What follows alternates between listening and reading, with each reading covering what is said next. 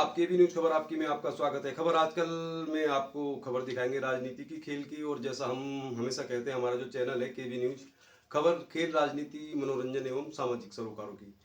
आज कोटद्वार में राजनीतिक तौर पर कुछ हलचल दिखाई दी। मतलब आप ये मान के चलिए कोटद्वार में पहुंचे थे मंगलौर से नवनिर्वाचित विधायक काजी निजामुद्दीन। इसके अलावा पूर्व मुख्यमंत्री कोटद्वार पहुंचे थे। आज एक प्रेस कॉन्फ्रेंस की हरीश रावत ने, तो हमने काजी निजामुद्दीन के साथ भी बातचीत की है। एक बैडमिंटन टूर्नामेंट में आए थे वो बतौर गेस्ट। और इसके अलावा हरीश रावत ने आज एक प्रेस कॉन्फ्रेंस की, तो बहुत सारे सवालों के उन्होंने जवाब दिए, उस पर भी बात करेंगे। लेकिन सबसे पहले बात करते हैं अंकिता भंडारी केस की। अंकिता भंडारी केस कोटद्वार न्यायालय में चल रहा है और अब ये एडीजे रीना नेगी की अदालत में चल रहे केस के लगभग आखिरी दिन चल रहे हैं। धीरे धीरे केस अपनी समाप्ति की ओर है और इस केस में इस समय जो कार्रवाई चल रही है वो जांच अधिकारी इंस्पेक्टर राजेंद्र सिंह खोलिया की गवाही चल रही है। यानी कि उन्होंने इस पूरे केस की जांच पड़ताल की और पूरी जो चार्जशीट तैयार की गई है उनकी ही जांच के बाद तैयार की गई है। तो सबसे पहले उन्होंने सिलसिलेवार तरीके से कोर्ट में बताया था कि किस तरह से कहाँ पर किस तरह का घटनाक्रम हुआ। और जब उनकी अपनी बात पूरी होगी तो अब डिफेंस के जो लॉयर हैं, यानी कि आरोपियों के जो वकील हैं अनुज कुंडीर, उनके साथ सवाल जवाब कर रहे हैं और ये सिलसिला अभी 1-2 डेटों तक और चलेगा। तो निश्चित तौर पर जो भी आज कल इस केस में कार्रवाई चल रही है उसमें अंकिता भंडारी और पुष्पदीप के बीच हुए जो व्हाट्सएप चैट्स थे उसको लेकर ही जो अनुज कुंडीर है वो जिरह कर रहे हैं। दरअसल इस मामले में तीनों को ही आरोपी बनाया है चार्जशीट में मर्डर का। तो अब डिफेंस के जो वकील हैं वो यही साबित करने की कोशिश कर रहे हैं कि भाई अंकिता भंडारी और पुष्पदीप के बीच जो बातचीत हुई उसमें ये दिखता है कि उनके अपने पेरेंट्स के साथ अंकिता भंडारी का कुछ मतलब बातचीत इस तरह की थी कि तनाव चल रहा था और दोनों के जो संबंध थे उसको भी तनाव चल रहा था। तो इस चीज़ को ही फोकस करके जो डिफेंस के वकील हैं अनुज कुंडीर वो बहस कर रहे हैं। इस पूरे केस की हमने आपको सारी जानकारी सिलसिलेवार तरीके से दी है। अगर आप हमारे चैनल में नए हैं तो आप पीछे जाएंगे तो अंकिता भंडारी केस की हमने सारी जानकारी दी है और हमारी इस केस पर बहुत बारीकी से नज़र है। चूँकि मामला कोर्ट में है और हमारा ये मानना है कि 2 महीने के अंदर इसमें फैसला आ सकता है, क्योंकि इसके बाद यानी राजेंद्र सिंह खोलिया से जिरह कर लेंगे जब अनुज कुंडीर मतलब उनकी बात समाप्त हो जाएगी, तो उसके बाद डिफेंस के वकील भी अपने कुछ गवाह पेश कर सकते हैं। बाकी गवाहों की जो कार्रवाई है वो हो चुकी है और फिर आरोपियों को मौका मिलेगा अपनी बात कहने का। उसके बाद इस केस में फैसला आ सकता है। तो मोटा मोटा ये मान के चलिए कि हमारा मानना है कि नवंबर आखिरी तक कोटद्वार कोर्ट में अंकिता भंडारी केस में फैसला आ सकता है। एडीजे रीना नेगी इस केस को सुन रही है और अंकिता भंडारी को न्याय दिलाने के लिए जस्टिस फॉर अंकिता मुहिम चलाने वाले तमाम लोग हर डेट पर आजकल कोटद्वार पहुंच रहे हैं। कल भारी बारिश थी, इसके बावजूद बहुत बड़ी संख्या में महिलाएं पुरुष अंकिता भंडारी को इंसाफ दो की मांग को लेकर कोर्ट के बाहर एकत्र हुए। उन्होंने वहां पर एक रैली भी निकाली। चलिए एक झलक देखिए पहले आप अंकिता भंडारी केस में जस्टिस फॉर अंकिता को लेकर लोगों ने निकाली एक रैली और किया जोरदार प्रदर्शन। तेरे कातिल जिंदा है, न्याय दो, न्याय दो, न्याय दो, न्याय दो, जस्टिस जस्टिस जस्टिस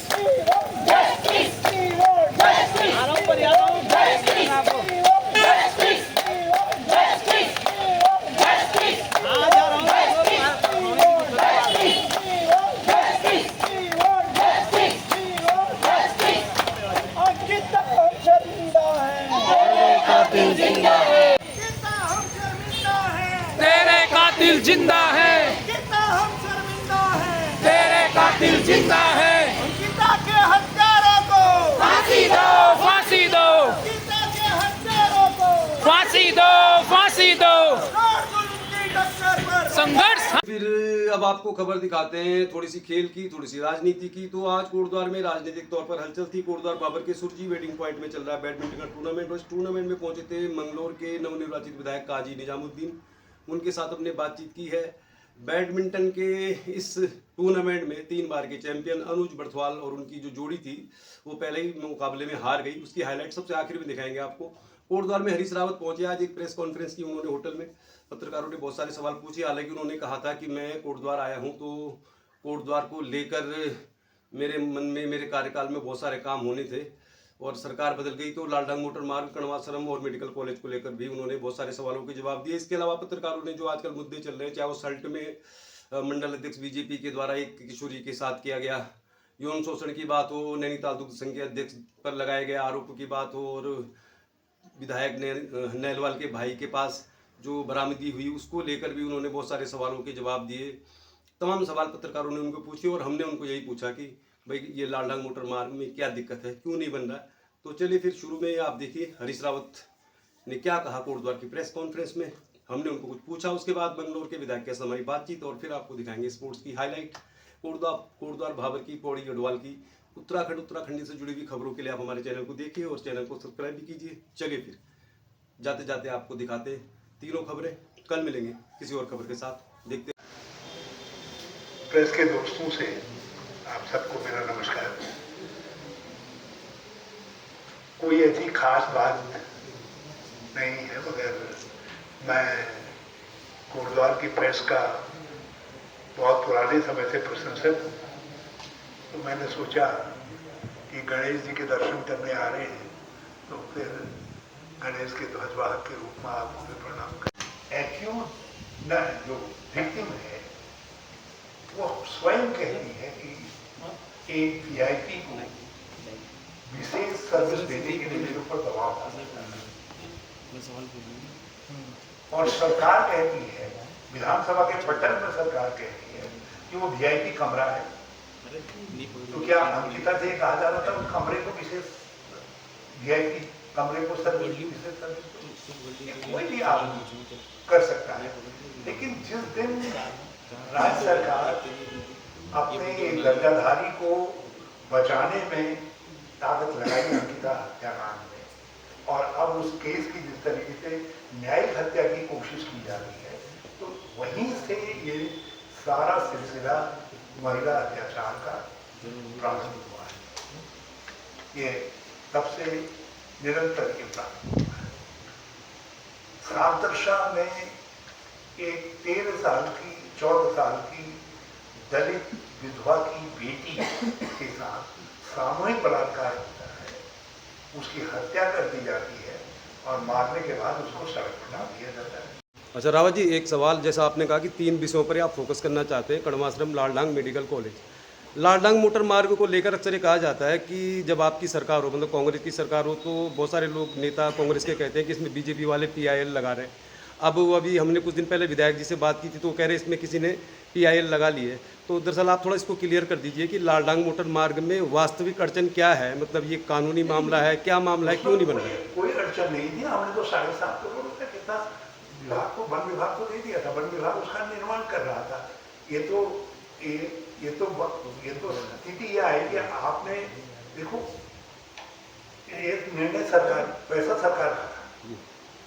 सरकार के तौर पर उस समय के मंत्रिमंडल ने निर्णय लिया कि हम इस मोटर मार्ग का निर्माण जो है PW से नहीं करवाएंगे, इसका निर्माण हम फॉरेस्ट से करवाएंगे, ताकि फॉरेस्ट अपने मापदंडों के अनुरूप उसका निर्माण कर सके। और ये जो झंझट है अनुमति लेने का आदि का, और कॉर्बेट के कोर एरिया आदि का, हमने उससे बाहर निकलने के लिए ये रास्ता अपनाया। और ये रास्ता यही के लिए नहीं अपनाया, गौरी माफी वाले में दूसरे में हमने ये रास्ता अपनाया, वहां सड़कें बंद भी गई। लेकिन यहाँ एक परिवर्तन हो गया, यहाँ विधायक या सरकार का चेहरा बदल गया, और यहाँ उसके बदलने के साथ मामले को लटका दिया गया, क्योंकि उनको समझा कि उस समय के आने वालों ने समझा कि हमारी मुहर नहीं लगी है, इस पर किसी और की मुहर लग गई है, तो केवल मुहर बदलने के चक्कर में जो है कि चिल्लरखान वाली सड़क को लटका दिया। सर पिछली सरकार ने ये तो ओपन है, ये तो बिल्कुल खुला है इसको, इसमें। और मेरी बड़ी शिकायत है कोटद्वार के लोगों से कि कोटद्वार जो है, जो राजा दंड देना नहीं जानता है, तो फिर वो राजा जो है अपना खोता है। तो आप यहाँ के लोगों ने जो दंड देना चाहिए था, दंड देने के बजाय जो है उदंडों को प्रोत्साहित करने का काम किया। आज नुकसान हो रहा है। आज उसी का कारण है मालून और शुक्लों के पुल गिर जा रहे हैं, दूसरी चीजें हो जा रही है, कोई उन पर आवाज ही उठाने वाला नहीं। और सबको मालूम है कि खुले खनन के कारण ये सारे पुलों की ये हालत हुई है करके। ये कोई छिपा हुआ रहस्य थोड़ी है, कोई हरीश रावत की जरूरत पड़ेगी इसको कहने के लिए या कुछ और की जरूरत पड़ेगी। ये तो सब लोग आप अपनी आंखों से देख रहे हैं और उसके बावजूद ये सब हो रहा है। सर, जो पिछली सरकार ने काम किया था उसको लेकर सुप्रीम कोर्ट ने कहा है कि ये नियमों के अनुकूल नहीं है। कुछ काम हुआ था वहाँ पे पिछली सरकार में, तो फिर वो काम जो हुआ उसको लेकर आप क्या कहेंगे? तो पैसे की बर्बादी है जनता की। देखिए, किसी को भी वन विभाग वन क्षेत्र के अंदर वन के डेवलपमेंट के लिए, फॉरेस्ट डेवलपमेंट के लिए कोई भी काम कर सकता है। हमने उस प्रोविजन का फायदा लेकर के वन विभाग को दायित्व सौंपा, तो जो जवाब आज राज्य सरकार को देना पड़ रहा है वो जवाब वन विभाग उनका आर्थिक मामला है, इसीलिए वन विभाग ने काम शुरू कर दिया था। सर, मेडिकल कॉलेज को लेकर तो एक बार खबर आई थी कि 25 करोड़ रुपए की पहली किस्त मेडिकल कॉलेज के लिए जारी होगी है पिछली सरकार के दौरान, तो आप इस पर कुछ कहिए, वो पैसे कहाँ गए? फिर 25 करोड़ रुपए जो मेडिकल कॉलेज के लिए किस्त आ गई थी, ऐसी हमने समाचार पत्रों में खबर पड़ी थी। ये ऐसा आपने एक काम करने वाले के बजाय जो है आप योद्धा खोजने में मिल गए। जब बड़े योद्धा खोज करके लाए तो आपको बड़ा लड्डू मिल गया, मेडिकल कॉलेज मिल गया। चलिए, फिर कोटद्वार बाबर के सुरजी वेडिंग पॉइंट में हो रहा है बैडमिंटन टूर्नामेंट। इस टूर्नामेंट में बतौर गेस्ट पहुंच रहे हैं मंगलोर के विधायक। तो केबी न्यूज़ में दिखा रहे हैं हम आपको खबर खेल की, और कोशिश करेंगे उनसे कुछ बातचीत करें हम। चलिए, फिर केबी न्यूज़ देख रहे हैं आप, केबी न्यूज़ खबर आपकी में आज हमारे साथ मौजूद हैं मंगलोर के विधायक काजी निजामुद्दीन जी, जो खेल को सपोर्ट करने के लिए पहुँचे हैं। कुछ बातचीत करते हैं। विधायक जी, आपको क्या लगता है स्पोर्ट्स को लेकर? मैं आपसे अगर जानना चाहूँ तो खेल कितना ज़रूरी है, और खेल को लेकर आप क्या चाहते हैं? मतलब युवाओं में खेल कितना ज़रूरी है युवाओं के लिए, कुछ इस बारे में पूछेंगे आपसे। बहुत ज़रूरी है, और खेल से फिटनेस के साथ साथ बहुत सारी ज़िंदगी में आगे बढ़ने की सीख इंसान को मिलती है। लड़ाई और जद्दोजहद ज़िंदगी की, खेल एक ऐसी प्रतिभा है जो सिखाता है। और मैंने तो बैडमिंटन खुद बहुत खेला है। मंगलौर में मैंने दो बैडमिंटन कोर्ट, इंडोर कोर्ट बनवा रखे हैं। जी जी, और खुशी है मुझे, बहुत अच्छा लगा मुझे यहाँ कर। अच्छा काजी, थोड़ा सा सियासत की भी बात कर लेते हैं। 2 विधानसभा चुनाव हुए, उससे पहले तक थोड़ा ऐसा लग रहा था कि लगातार 2 बार कांग्रेस की जो सरकार थी उत्तराखंड में बन नहीं पाई। तो आप इसको कैसे देखते हैं? बद्रीनाथ का चुनाव हो या मंगलौर का चुनाव हो, बड़ा एक ऐसा मूवमेंट था जहाँ पे वापसी करना बहुत ज़रूरी था। तो आप मंगलौर के बारे में कुछ बताइए। सरकारें बनना और ना बनना ये तो जनता के ऊपर है जी, लेकिन अभी हमारी पार्टी कांग्रेस पार्टी ने दोनों उपचुनाव जीते हैं, जी जी, और तीसरा उपचुनाव केदारनाथ का जीतने की हम कगार पर हैं। और आने वाले वक्त में कांग्रेस की सरकार अच्छे बहुमत के साथ बनेगी। जनता में भारतीय जनता पार्टी की सरकार को लेकर विरोध है, और एक उम्मीद राहुल गांधी जी की तरफ, कांग्रेस पार्टी की तरफ जनता लगाए बैठी है।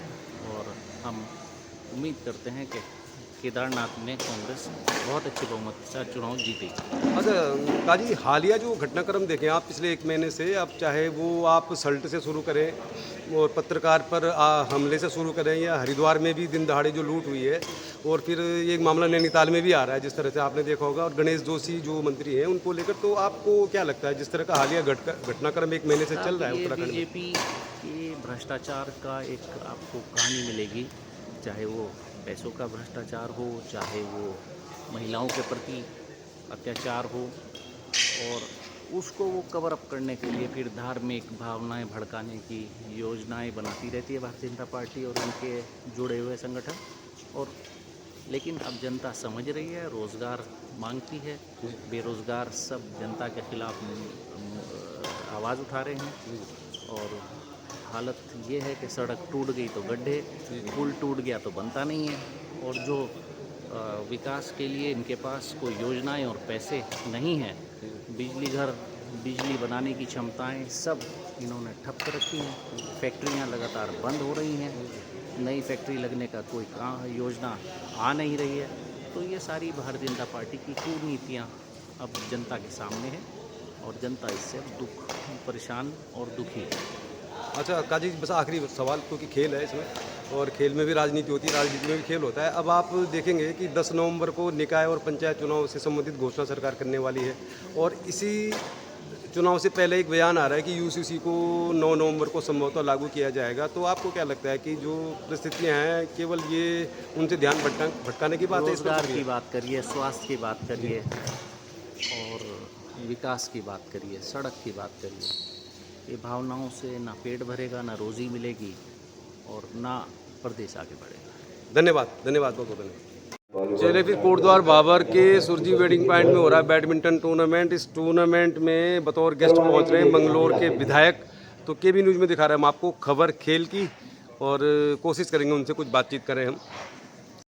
9-14 का स्कोर है, 9-14 मतलब पहला सेट जीतने वाली टीम पीछे चल रही है और ये इस मैच जो है नेट में उलझ गया।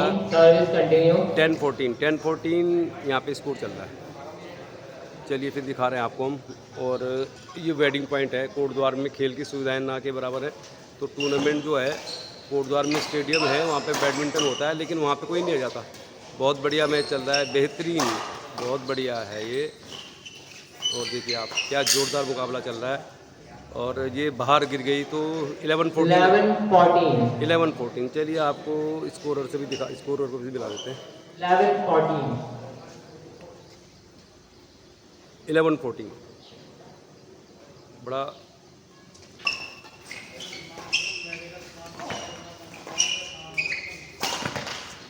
ओहो ये एरर हो गया। 12-14 ये अनुज बर्थवाल से एरर हो गया। नेट पे उनका जो रिटर्न था वो उलझ गया। तो अनुज बर्थवाल के पार्टनर के लिए बहुत ज़रूरी है इस सेट को जीते, पहला सेट हार चुके हैं। तो केबी न्यूज़ में दिखा रहा है आपको हम, बैडमिंटन का टूर्नामेंट चल रहा है और इस टूर्नामेंट में जो फेवरेट टीम है ये है अनुज बर्थवाल एंड पार्टनर। 3 साल से इस टूर्नामेंट का सिंगल डबल जीतने वाली टीम जो है अपने ही साथियों के साथ पहला सेट हारने के बाद पीछे चल रही है टीम।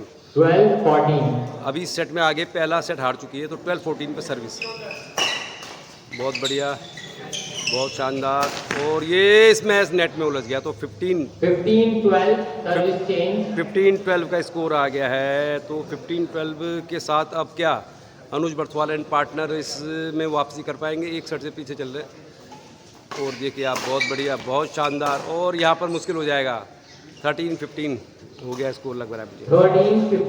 13-15 चलिए फिर 15 ऑल हो गया स्कोर। तो ये जो टीम है बहुत बढ़िया इसमें आए, बहुत बढ़िया रिटर्न आया और यहाँ पे मिस्टेक कर दी उन्होंने। तो देखिए फिर ये जो टीम है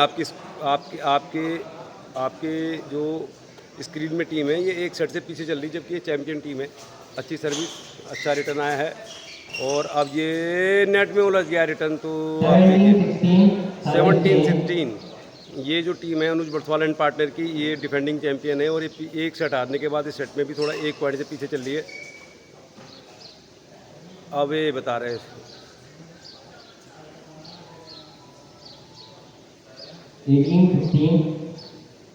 17-15 बहुत मुश्किल में है। ओ बहुत जानदार, बहुत बढ़िया, ज़बरदस्त इसमें था ये। इसमें तो तालियां बजनी चाहिए। 17-18 पे सर्विस करी है टीम जो फेवरेट है, लेकिन ये पीछे चल रही है। पहला सेट हार चुकी है टीम जो सर्विस करेगी। अनुज बर्थवाल एंड पार्टनर की टीम है और दोनों ही जो जोड़ियाँ हैं देहरादून की हैं। तो इनमें से जो टीम जीतेगी उसके टूर्नामेंट जीतने की भी संभावना है। बहुत क्रूशियल है इसमें स्कोर। ओहो बहुत बढ़िया रिटर्न था। 17 का स्कोर है। 19-17 डिफेंडिंग चैंपियन पीछे चल रहे हैं। पहला सेट सर्विस एरर हो गया है। बताओ कितना बड़ा मिस्टेक हो गया है, एक सर्विस गलती कर दी इन्होंने। तो ये जो टीम है ये पहला सेट हार चुकी है और दूसरे सेट में पीछे चल रही है। ओहो क्या शानदार है, देखिए आप, बहुत बढ़िया मैच। ओहो 19 ऑल हो गया स्कोर।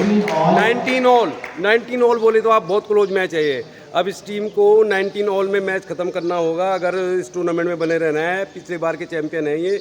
19 ऑल का स्कोर है। ओहो क्या रिटर्न है। ओहो गलत मार दिया, बहुत ही घटिया रिटर्न था ये। घटिया इस मैच था, घटिया इस मैच नहीं कहेंगे, घटिया रिटर्न था।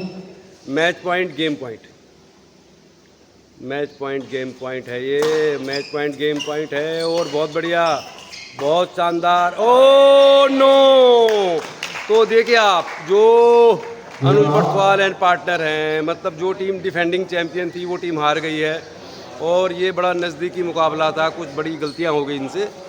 तो देखते रहिए केबी न्यूज़, खबर आपकी। और चैनल को सब्सक्राइब करें, शेयर करें, कमेंट भी करें।